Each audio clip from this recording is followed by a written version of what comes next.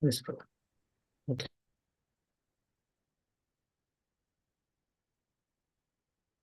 Om Namo Bhagavate Vasudevaya. Om Namo Bhagavate Vasudevaya. Om Namo Bhagavate Vasudevaya. Narayanam Namaskritya Naram Chaiva Narottamam Devim Saraswatim Vyasam Tato Jayam Udirayet Nashtaprayesha Bhadreshu Nityam Bhagavata Sevaya Bhagavate Uttamasloke Bhaktir Bhavati Naistiki Om Ajnanandatimirandasya Jnananja Salakaya Chakshurun Unmilitam Yena Tasmai Sri Gurave Namaha Sri Chaitanya Manobishtam Stapitam Yena Bhutale Swayam Rupa Gadamahyam Dadati Swapadantikam Vanchakalpatarubhyascha Kripa Sindhubhya Evacha Padityanam Pavanebhyo Vaishnavebhyo Namo Namaha Jai Sri Krishna Chaitanya Prabhu Nityananda Yadvaita Gadadara Sadigaura Bhakta Vrinda Hare Krishna Krishna Krishna Hare Hare Hare Rama Rama Rama Hare Hare Mukam Karoti Vachalam Pangum Langayate Girim Yat Krupatam Aham Vande Shri Gurum Dinatarinam. Hare Krishna. Thank you everyone for joining. Uh, Today we will be discussing Srimad Bhagavatam, Canto 3, Chapter 27, text number 8, which is a part of the series where Lord Kapila Muni explains all the devotional qualities should be possessed by the devotees, or the qualities one whom by possessing pleases the Lord. So we'll start with the Sanskrit text. यदृच्छयोपालब्धेन सन्तुष्टो मिताभुन्मिनुः मुनिः विविक्तसरणः शान्तो मैत्रः करुणात्मवान्. Word to word translation. Yadrichaya, without difficulty. Upalabdena, with what is obtained. Santustaha, satisfied. Mita, little. Book, eating. Munihi, thoughtful. Vivikta Sharanaha, living in a secluded place. Shantaha, peaceful. Maitraha, friendly. Karunaha, compassionate. Atmavan, self possessed, self realized. Translation. For his income, a devotee should be satisfied with what he earns without great difficulty. He should not eat more than what is necessary. He should live in a secluded place and always be thoughtful, peaceful, friendly, compassionate, and self realized. Purport by Srila Prabhupada. Srila Prabhupada ki Jai. Everyone who has accepted the material body must maintain the necessities of the body by acting or earning some livelihood. A devotee should only work for such income as is absolutely necessary. He should not he should be satisfied always with such income and should not endeavor to earn more and more simply to accumulate the unnecessary. The person in the conditioned state who has no money is always found working very hard to earn some with the object of lording it over material nature. Kapiladeva instruct that we should not endeavor hard for things which may come automatically without extraneous labor. The exact word used in this connection, yadrishaya, means that every living entity has predestined happiness and distress in this present body. This is called the law of karma. It is not possible that simply by endeavors to accumulate more money, a person will be able to do so. Otherwise, almost everyone would be on the same level of wealth. In reality, everyone is earning and acquiring according to the predestined karma. According to Bhagavatam conclusion, we are sometimes faced with dangerous or miserable conditions without endeavoring for them. And similarly, we may have prosperous conditions without endeavoring for them. We are advised to let these things come as predestined. We should engage our valuable time in prosecuting Krishna consciousness. In other words, one should be satisfied by natural condition. If by predestination one is put into a certain condition of life which is not very prosperous in comparison to others' position, one should not be disturbed. He should simply try to utilize his valuable time to advance in Krishna consciousness. Advancement in Krishna consciousness does not depend on any materially prosperous or distressed condition. It is free from the conditions imposed by material life. A poor man can execute Krishna consciousness as effectively as a very rich man. One should therefore be satisfied with his position as offered by the Lord. As the purport continues, they have four paragraphs. So, since each paragraph is long, let's discuss each paragraph one at a time and move on to the next one. So, here, the main qualities on a high level, as Lord Kapila instructs in the previous chapter, he's talking about the nature of the material and its breakdown by Sankhya philosophy. In this chapter, it is a continuing of it, and and and Lord explains how to not get inflicted by this material energy by doing devotional service, and not only doing devotional service, and what kind of qualities one should possess so that they will act as a shield, so that one can, when consciousness will not get contaminated by the material energy. As the Lord explains, as he continues from the previous verses to this verse is talking about how one should satisfied with what he earns without great difficulty. So, and the word that Prabhupada was emphasized was exact word used in connection was yadrichaya. So, yadrichaya, Prabhupada in one of his discussion says, do not worry too much about what is yadrichaya, like especially how to, how to understand too much how my life is predestined and what I get and all stuff like that. So that is basically anxiety, right? Um, so Prabhupada condemns that, not to get anxiety or not to think too much or get afflicted to, okay, what is my predestined, how to improve that. So as per the law of karma, whoever, whatever it is predestined, we going to get that. So if everyone tries to, in the purport, there is a very wonderful point.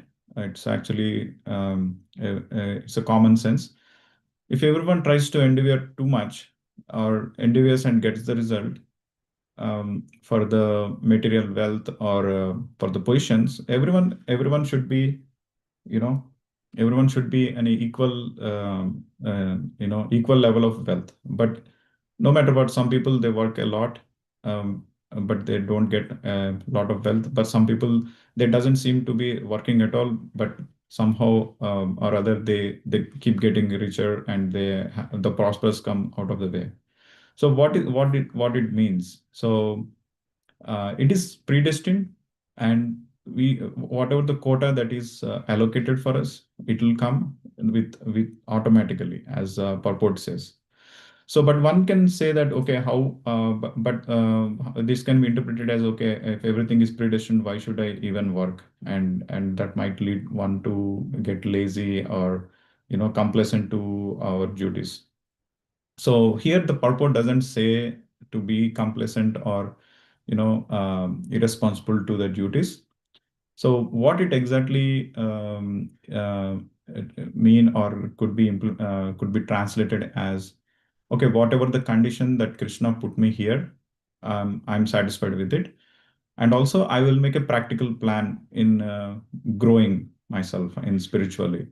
So and try to come up with a practical plan, try to endeavor our best, but not over endeavoring of the things, and then try to rely on Krishna in doing it.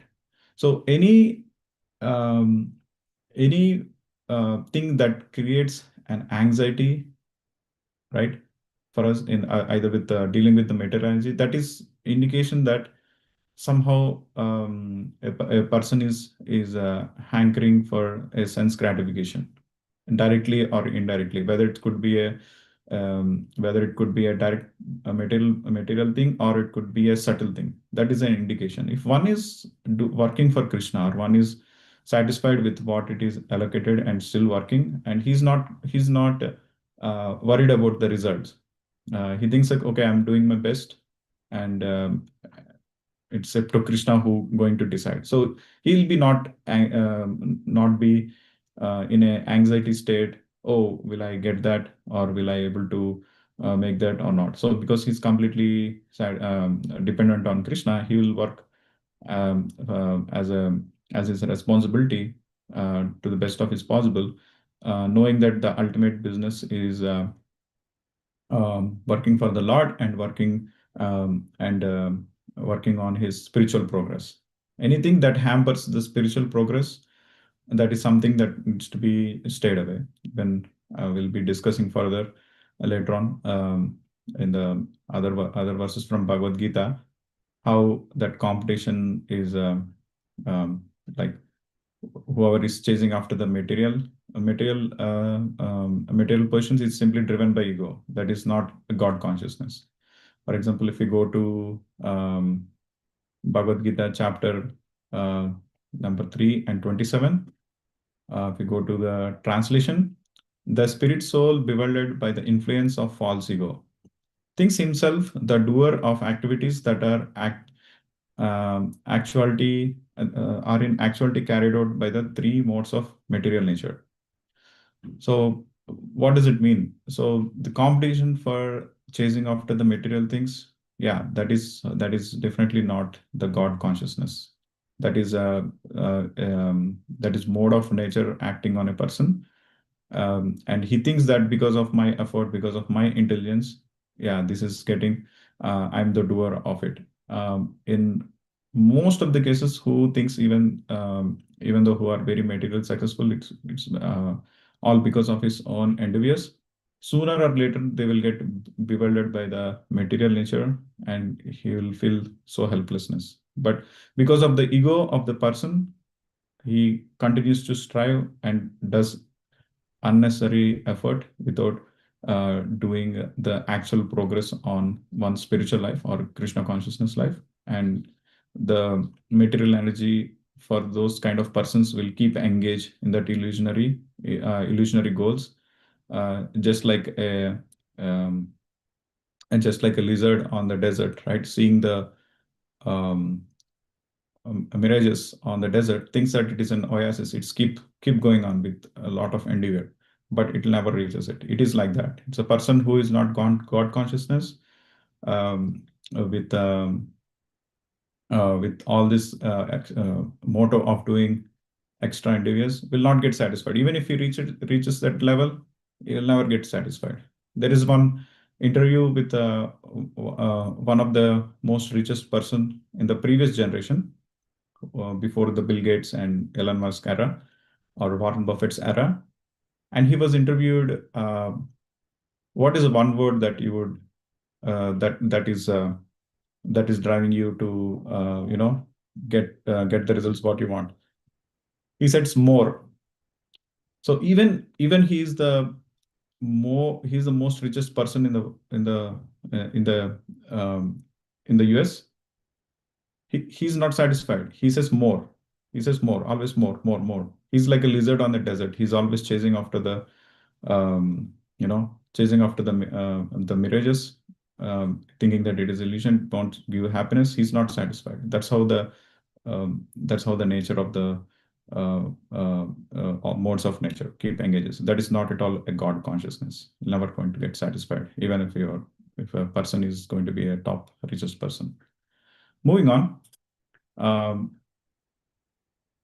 the Bhagavad Gita 11.5, um, there is a, it is called the essence of Bhagavad Gita, the verse. So the purport says, Prabhupada gives an reference from Bhakti Rasamrita Sindhu. Anasakta Shaya Vishayan Yathartham Upayunjataha Nirbandha Krishna Sambandhe Yuktam Vairagyam Uchate. So the Prabhupada continues to write a purport for this verse from Bhakti Rasamrita Sindhu. No work should be done by a man except in relationship to Krishna. This is called Krishna Karma. One may be engaged in various activities, but one should not be attached to the result of his work. The result should be done only for him. For example, one may be engaged in business, but not transform that activity into Krishna consciousness. One has to do business for Krishna. If Krishna is the proprietor of the business, then Krishna should enjoy the profit of the business. If a businessman is in possession of thousands and thousands of dollars, and if he has to offer all this to Krishna, he can do it. This is work for Krishna.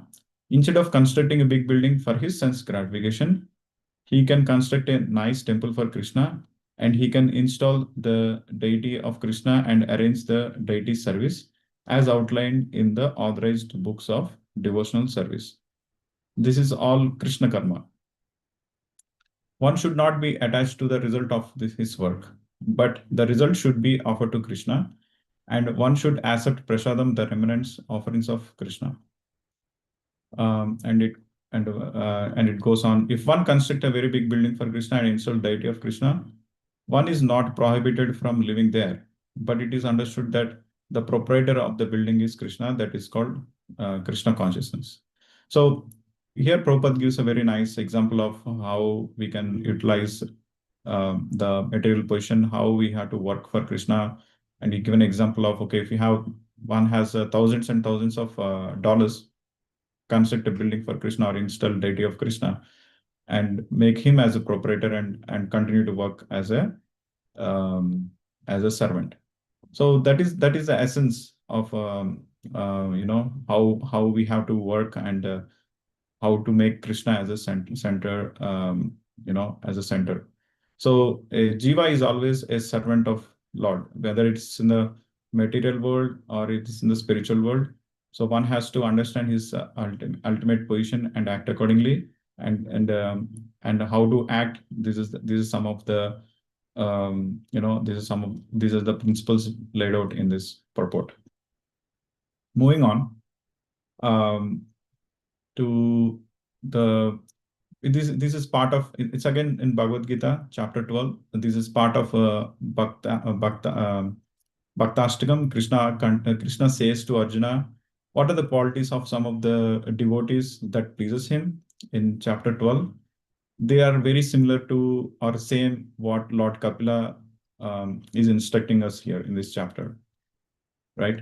So this is from the previous 11.55. We go to the four qualities what Krishna is talking about.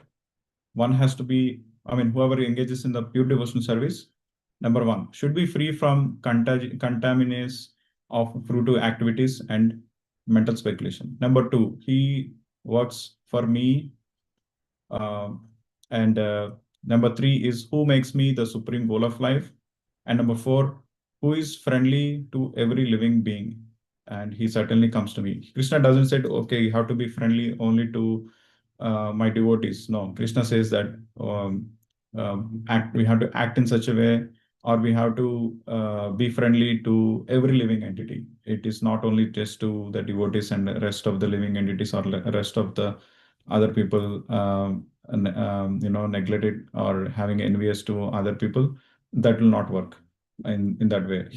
One has to have that full qualities, then only it makes 100%. Even if it is one has to please Krishna, one has to have all these four qualities, and not only just working as a servant of the Krishna, but Lord will not pleased if we have enmity towards other living entities, or if we see that um, okay, Krishna is only present here but not there. That vision is not complete.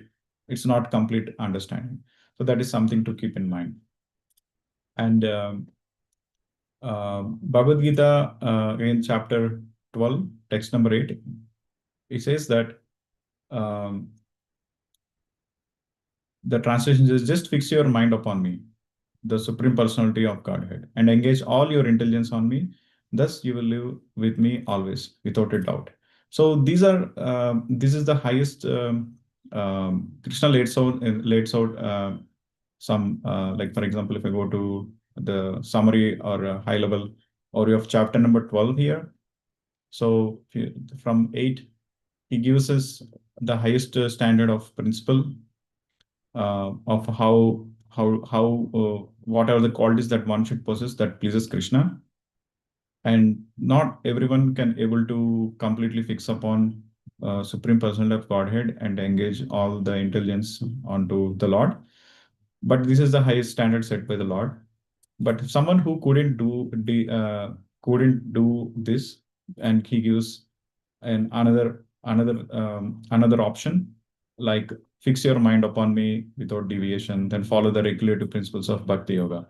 And again, whoever who couldn't even practice those regulations of Bhakti Yoga, then Krishna says, then just try to work for me, because by working for me, you will come to the perfect stage. So we just talked about how one can work for Krishna, what consciousness. Um, so it doesn't mean that is the ultimate standard of bhakti. The ultimate standard of bhakti is to fix the mind and intelligence upon Krishna, and that is the ultimate goal. But as we are all practitioners, we are not there in that advanced stage yet. As Krishna, we are um, you know, trying to move up the ladder of the bhakti. For a condition practitioners, like this is a good guide. Like if we couldn't be um, fixing upon our complete mind, 100% mind and intelligence, 100% on Krishna, so we can able to continue to practice yoga by working in this way. So this is a very beautiful um, like beautiful discussion in this chapter that laid out by Krishna. And it's as in Krishna continues, if we are unable to work also, then try to give up all the results of the work and try to be self-situated. So in any, as Krishna is giving some incentives for the practitioners, he doesn't say that okay, continue to give up work, or he doesn't say that you work at your best and all stuff like that. No, he doesn't say anything. He just said if you couldn't fix up your mind, do bhakti yoga. If you couldn't do bhakti yoga regulatory principles, work for me. If you couldn't even work for me, give up the results. But Krishna is not saying work for yourself, or don't get completely void or something like that. So that is something to keep in mind. So moving on to the second paragraph, another word here is mitabuk. This means that one should eat only as much as necessary to maintain the body and soul together. One should not be gluttonous to satisfy the tongue. Grains, fruits, milk, and similar foods are allotted for human consumption. One should not be excessively eager to satisfy the tongue and eat that which is not meant for humanity. Particularly, a devotee should eat only prasada, or food which is offered to personality of Godhead.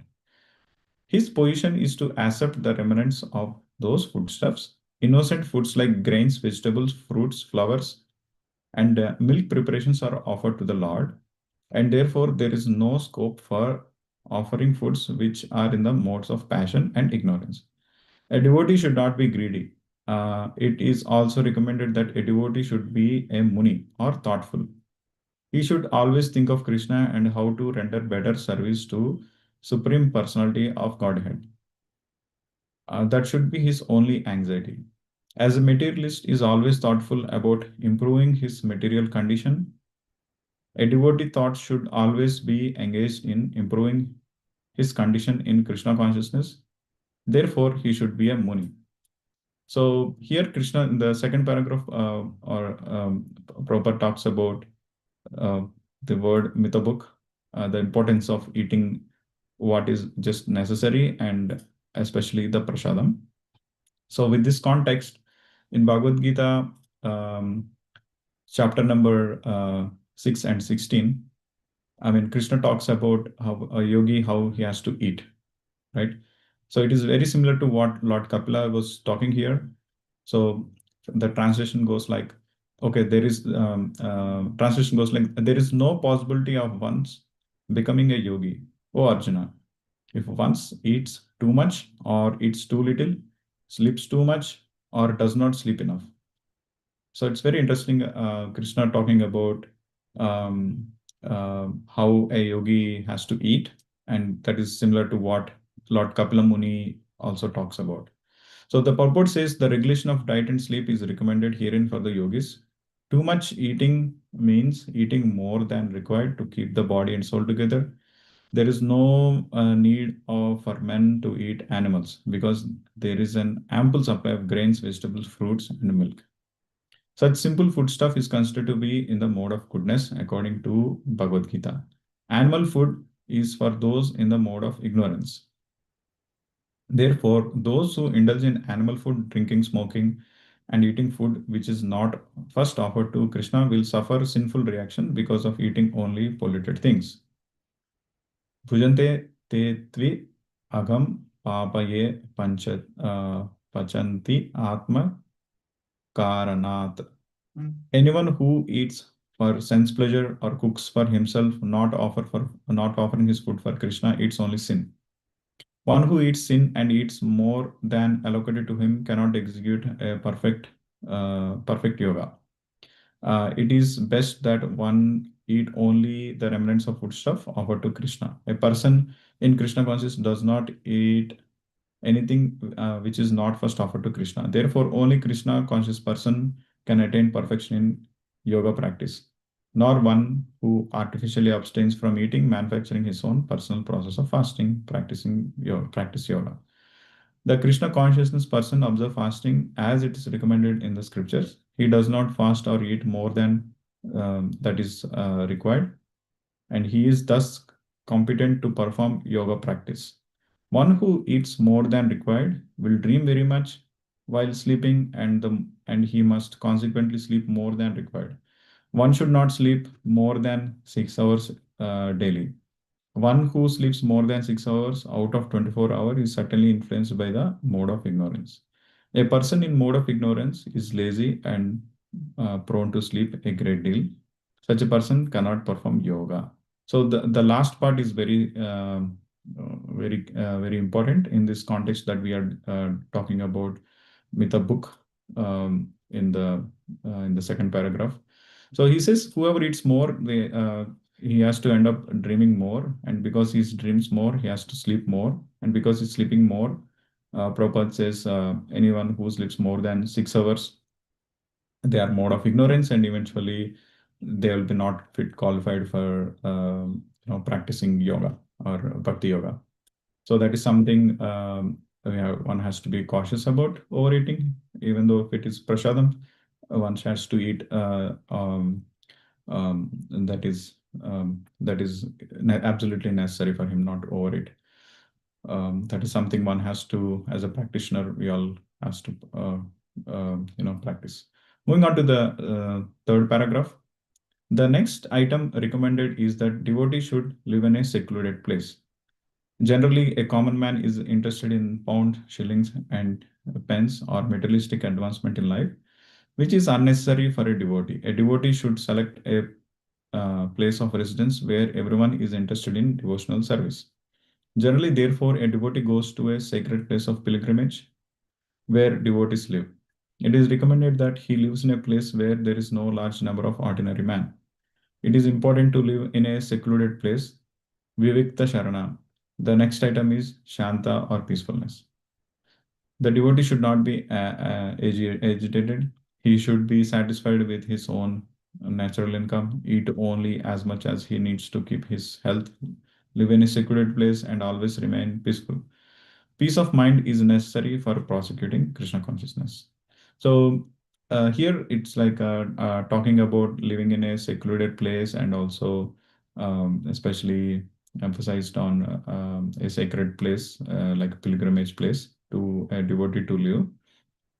So we all engaged in work. We have to go to office. We have to live in cities and all. It's hard for us as a practitioner to stay in a secluded place while our roles and responsibilities are um, tied up to mostly to the city environments.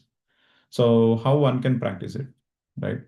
So even Bhakti Vinod Thakur, he is even though he's a great elevated acharya, written so many books in Krishna consciousness. He was also working as a government official for the British government, right? He's also has to do a lot of social obligations.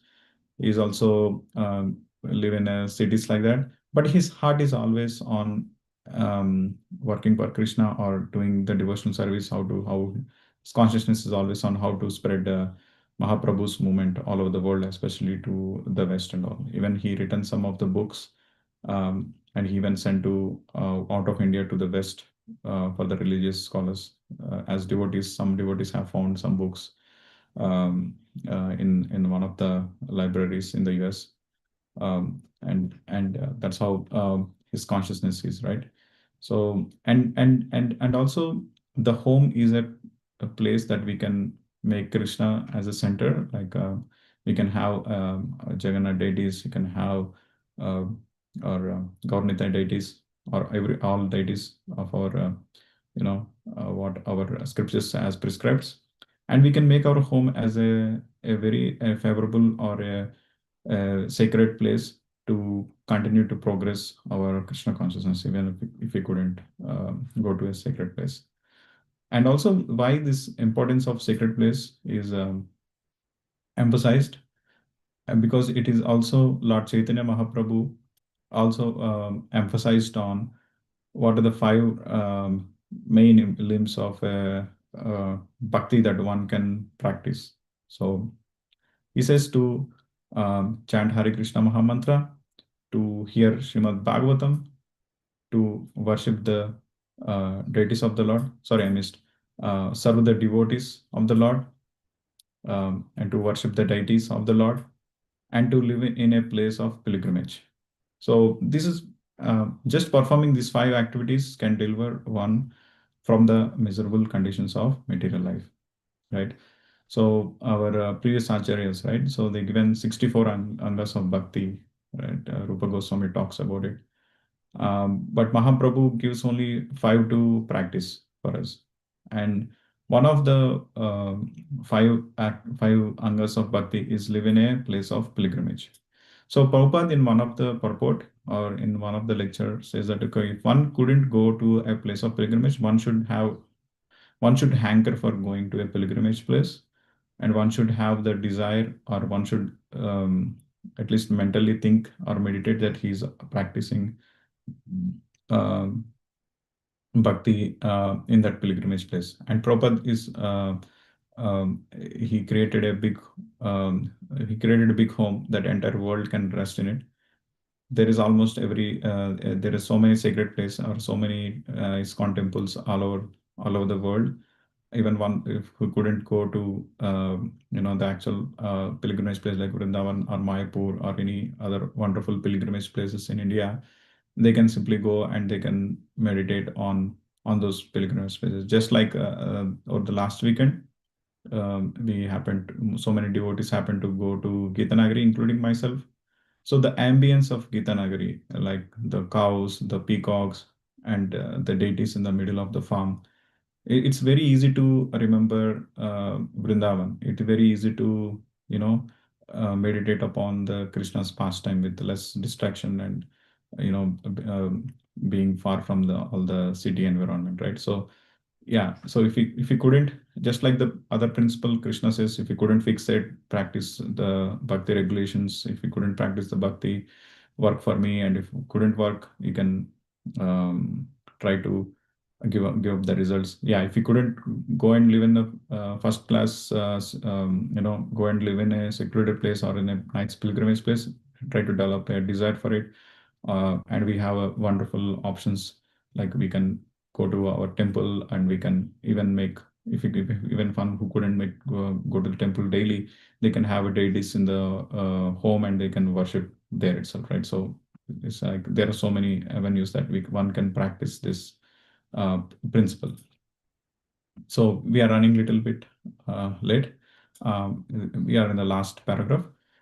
Continuing on the purport, the next item is Maitra, friendliness. A devotee should be friendly to everyone, but his intimate friendship should be with the devotees only. One with others, he should be official. He may say, "Yes, sir, what you say is all right," but he is not intimate with them. A devotee should, however, have compassion for persons who are innocent, who are neither atheistic nor very much advanced in spiritual relation. A devotee should be compassionate towards them, instruct them as far as possible in making advancement in Krishna consciousness. A devotee should always remain Atmavan, or situated in spiritual position. He should not forget that his main concern is to make advancement in spiritual consciousness or Krishna consciousness, and he should not ignorantly identify himself with the body or the mind. Atma means the body or the mind, but there the word Atmavan especially means that one should be self possessed.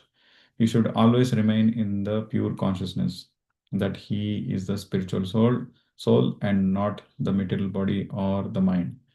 That will make him progress confidentially in Krishna consciousness. So here, the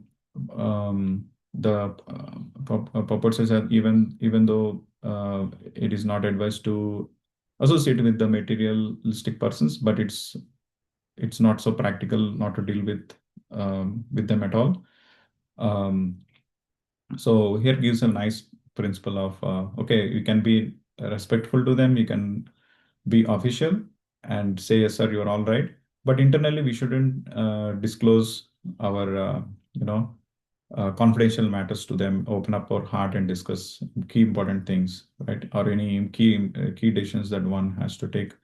It's always advised to take under the instruction of or the guidance of the devotees. So it was more elaborated by Bhaktivinoda Tagore in his work Bhakti Aloka. He says that one can deal with other external materialistic persons like in a normal way, but one shouldn't discuss or reveal his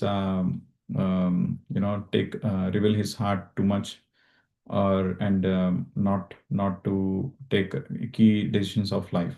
Because why it is important? Because what we they have no idea about the modes that are modes of material nature that is acting upon them.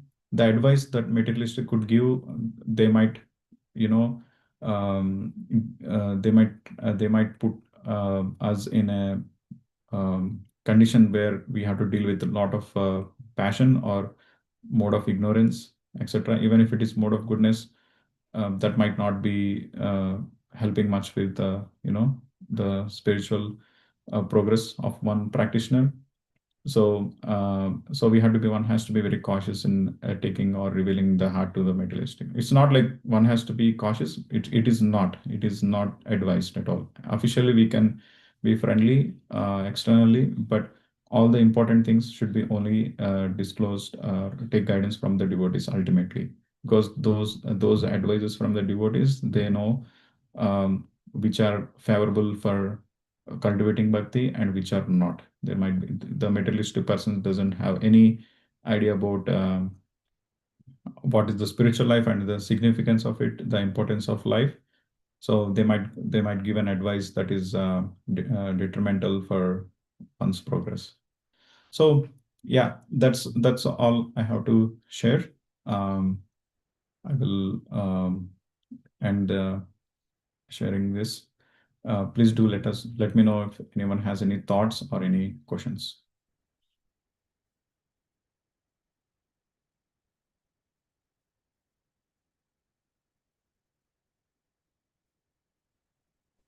Okay. Right. I take the silence as no thoughts, no questions, and nothing much to share.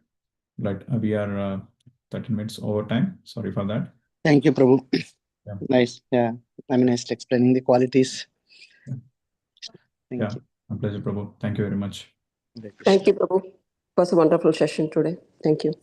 Thank you, man. I'm glad it helped. Thank you.